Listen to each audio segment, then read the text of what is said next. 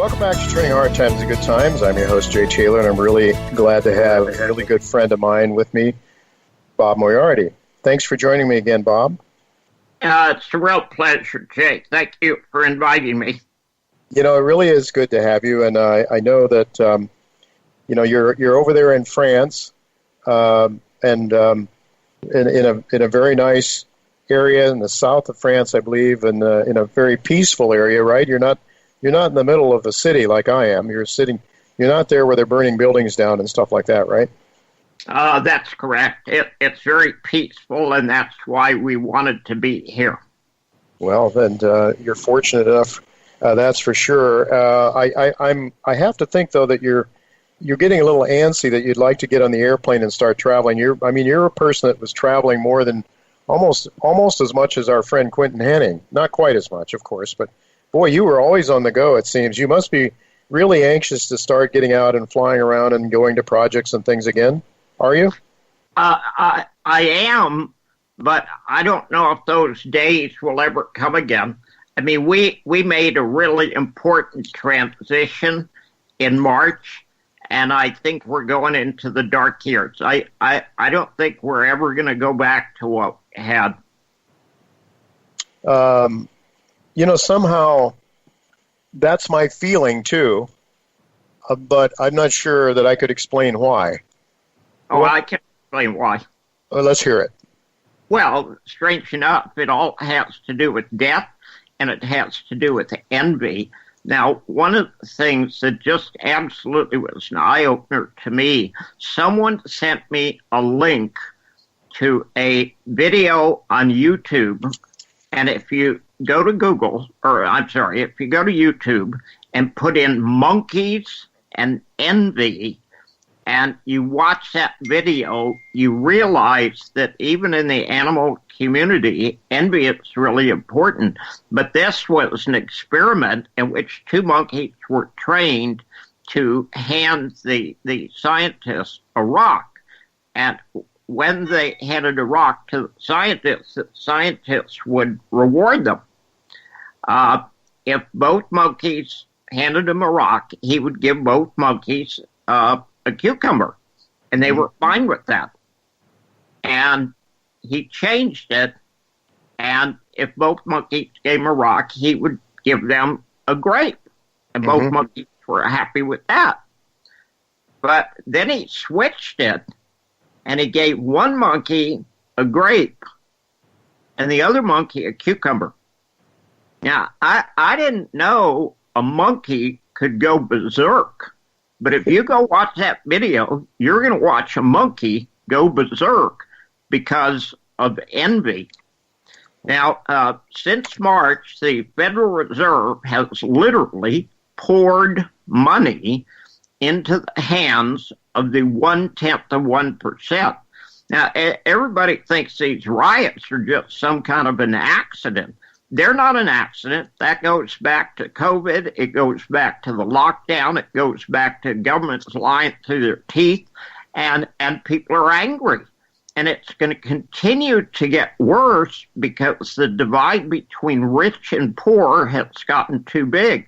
We are in exactly the same position today that France was in 1789 and Russia was in 1917. We are on the verge of a civil war / revolution. And if you think it's going to get better next week, it's not going to. It's going to get worse. Now, the difference between France in 1789 and Russia in 1917 is we got 330 million Americans and we have 395 million guns. That is a recipe for disaster. Well, it all makes a certain amount of sense, and the way things are going, the Federal Reserve doesn't know to do anything except what it's been doing. What's been getting us into this hellish situation for decades, ever since we went off the gold standard in 71. It enabled the United States, combined with its military presence around the world, to force countries essentially to take the dollar, and that allowed us to continue to create money out of nothing and consume what other people produced. But more than that, Bob, and tell me if you agree or disagree, that the deplorables that Hillary talked about were people like my father, who was a machinist. They were people in the middle of America who had good jobs and lived very well until we went off the gold standard, and we started exporting jobs to the rest of the world. And then you started seeing a redistribution of wealth towards a different group of people, not the people that were working and earning and making things for a living, the miners, the manufacturers, and so forth, but you were paying to people that were in Washington, the government, expansion of the military-industrial complex, expansion of all kinds of welfare, social programs, and so forth, where people that were connected to government got rich, and of course Wall Street and the central banks. Do you agree with that picture? Yeah, exactly. In 1913, prior to the Federal Reserve, do you have any idea when Americans dealt with the federal government, who were they dealing with? What was the agency? What did they have the most interaction with the federal government in? Well, I'm not sure. I mean, I never lived at that time, so it's hard for me. I mean, before the central bank was created in 1913, I mean, there was no IRS at that stage. Probably local government, right? Yeah, but the most interaction with the federal government was when you went to the post office. Uh-huh. Okay, so now the post office is a little tiny piece of the federal government. And in 107 years, we've had this enormous expansion of the power of government. And I'll be candid, Jay, people are angry. And they're absolutely justified. The average American has not had an increase in pay since 1980. They've seen their income go down. They've seen the 0.1% get richer and richer and richer. And I'll be candid, the guys in government, they have no clue as to what they're doing. They have screwed everything up. They could have fixed this system in 2008 when the bankers went to them and said, we want you to bail us out. They could have said, screw you. You got into this mess. You get out of it. If we had let the banks collapse in 2008, we could have recovered. And now they're doing exactly the opposite. They're writing checks and just pouring money into the system. Let me give you a number. I hope you're sitting down because it's going to scare the hell out of you. In 1922, in Germany, the rate of increase in the money supply was 50%. Okay, and of course, in 1923, they went into hyperinflation. Now, do you have any idea of how much the increase in money supply has been just for this year? Well, it's well over 20%. I don't know exactly. I can look it up because I do keep track of that stuff, but I haven't looked at it recently. 68%. Is that measured by M1 or what measurement is that, Bob? I think it is M1. Yeah. But the point is, what we are on the road to hyperinflation. And I'd love to say gold is going up because it's valuable and it's an insurance policy and everybody should own some. Gold is not going up because it's an insurance policy. Gold is not going up because it's valuable. It's going up because the Federal Reserve has destroyed the dollar. We are on the route to hyperinflation. Now, it gets crazier and crazier and crazier. Do you know what the CDC, Centers for Disease Control, do you know what they just came out with? No, I'm not sure. They're coming out with stuff every day. Funny because it's something you should know. The CDC, that has nothing to do with making financial rules, just came out and said you cannot foreclose on anybody until after January 1st. Yes, now, I did see that. If you're a renter and you're one of those 53 million Americans who have been put out of work and were on unemployment, I certainly sympathize. I absolutely do. However, the guy that you're renting from has to have that income, which you agreed to, for him to pay his bills. Okay, you can't sit there and say, okay, we're going to take care of the renters. Yeah, you can take care of the renters. All you have to do is put all the landlords out of business. Yeah. Now, we are going to have a banking collapse It is absolutely written into rock. There is no possible way to avoid it. We are in a depression. It's going to get far worse. The government's lying through their teeth. The whole COVID thing is a lie. It wasn't, I guess it was CDC. CDC actually came out and said, well, guys, according to our numbers, okay, of 100 people that we say died with COVID, only 6 of them died of COVID. Yeah. The other 94% already had some kind of critical problem, to the extent of 2.6 problems per patient. Masks don't work. The government is trying to force people into taking a vaccine. There has never been a COVID vaccine in history. The common cold is COVID, okay? Yeah. There has never been a successful COVID vaccine in history, and there's like 23 companies saying, yeah, well, we're going to come out with one. Yeah. We're living in Never Land. I mean, if people are not prepared for some really bad stuff happening soon, then they're simply not paying attention. If you think you believe all this bullshit from the government about we're going to have a V-shaped recovery and everything's going to be wonderful if we get rid of Trump and everything's going to be wonderful if we get rid of Biden, ain't going to happen. We got a civil war / revolution coming. I'm afraid you're right. That's not hard for me to see that, Bob. Unfortunately, I don't understand how the CDC. But again, as you say, we're living in Never Land. There's a lot of things that don't make sense to me. If you're born a male and you want to be a woman, you are a woman. CDC says, I don't know where the CDC gets their ability to determine that people don't have to pay their rent. So it seems like the laws don't prevail anymore. It seems like they don't. They don't. There's no law. It's not a government of laws anymore. When they can tell you have to wear a face mask or they put you in jail. It's crazy.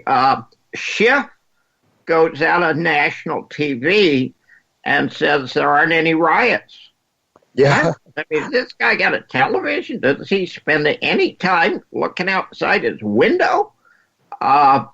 We're seeing some crazy stuff. Now, I'm not going to say the Republicans are all good and the Democrats are all bad. And I'm also not going to say the Democrats are all good and the Republicans are all bad.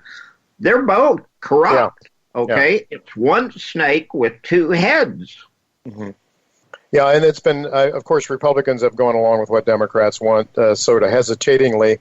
But because, the people want to have the easy way out, and that's what gains votes. Of course, we were never supposed to be a democracy. We were supposed to be a republic, and that's another story. We can't get into that today. But, Bob, let me just ask you then, you mentioned the banking crisis. That's what Alistair McLeod has been banging the table about on the show here recently, and mentioned that he sees the European banks as the ones that are likely to go first. But then today I see that the Financial Times is reporting concerns from American bankers about their commercial loans, because you have all of these different kinds of businesses that their buildings are vacant. The offices, the retail stores, everywhere you go. These people can't pay their mortgages now. It seems like. So to me, what you're saying makes far more sense than this notion, unfortunately, of a V-shaped recovery. So I think let me give you some numbers, okay? Mm-hmm. 53% of the storefront businesses in San Francisco are closed permanently. The New York Hilton Hotel on Times Square, okay, and that is literally right there in the center of tourist heaven, is permanently closed.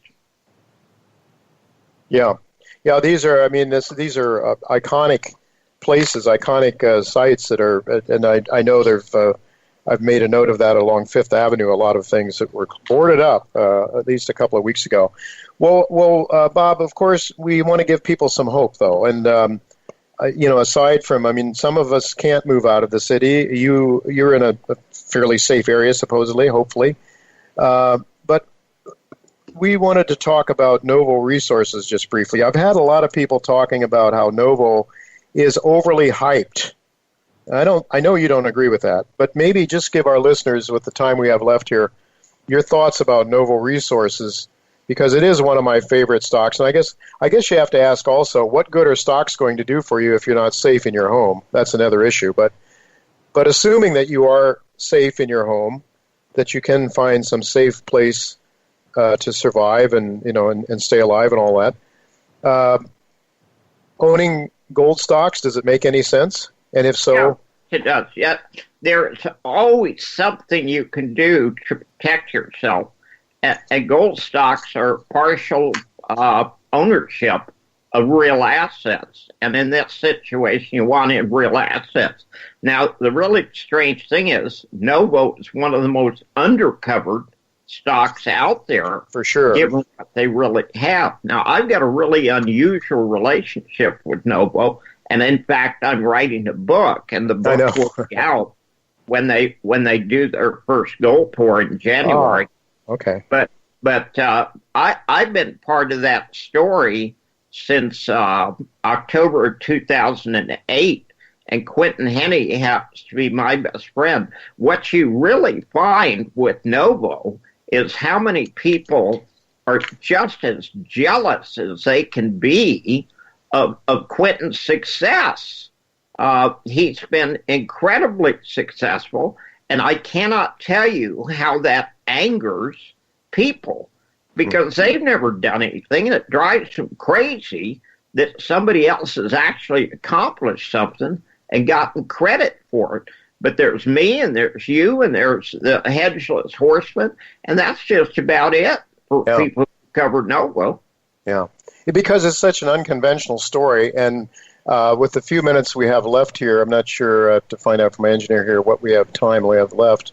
But anyway, just talk a little bit about, because what I think one of the reasons it's not covered more is it's such an unconventional story. Well, that's why it's so important. Quentin Henney is one of those very few guys. Let me be candid here for a minute. Mm-hmm. I know, or I've met 1,000 geologists. Okay, and I'm not stupid. I've been to 500 projects, and that's more than most geologists have been. Now, quite bluntly, if you sent a monkey 500 projects, the monkey would have a pretty good idea what's going on. But I've met 1,000 geologists. I know the very best guys in the industry. I know them on a first-name basis. I talk to them. We're friends. I know who the good guys are, and I know who the other guys are.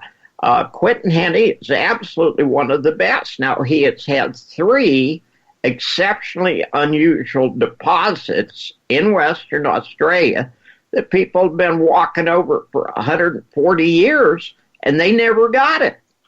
And he came in, and he had a theory, and he went out and proved the theory works.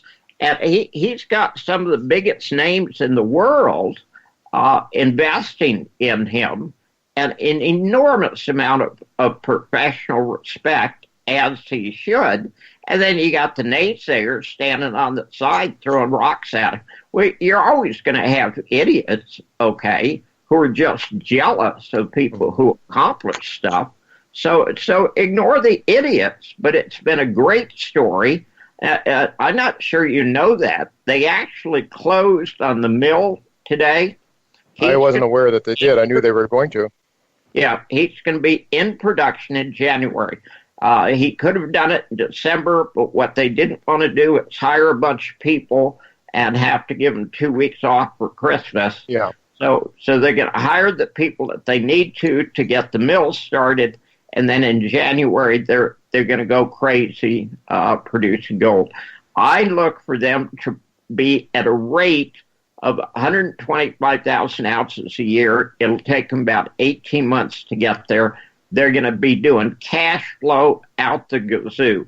All of the companies that are actually mining now, you know, when you got $2,000 gold, if you can't make money there, you should go jump off a building. Yeah. Well, that's right. I guess you have to figure that this is the time to really move it. And of course, getting that mill is really what helped them so much. Of course, they can move fast. Well, of course, we've had Quentin on this show many times. You've been on talking about the nuances of this project, but the mechanical sorting. Quentin is someone who thinks outside the box, finds solutions, and is really, I think, this was a project that was just unlike any other that I think you've ever looked at and Quentin's ever looked at. But it looks to me like he's got it figured out, he and his team. So I really look forward to that book, and for sure, when you have it finished and ready to sell, we'll have you on the show to talk about that. That's for sure, Robert. Good deal. All right. Well, thanks so much for sharing your thoughts. They're truthful, opinionated as always, and very welcome. Thank you so much for all you've done.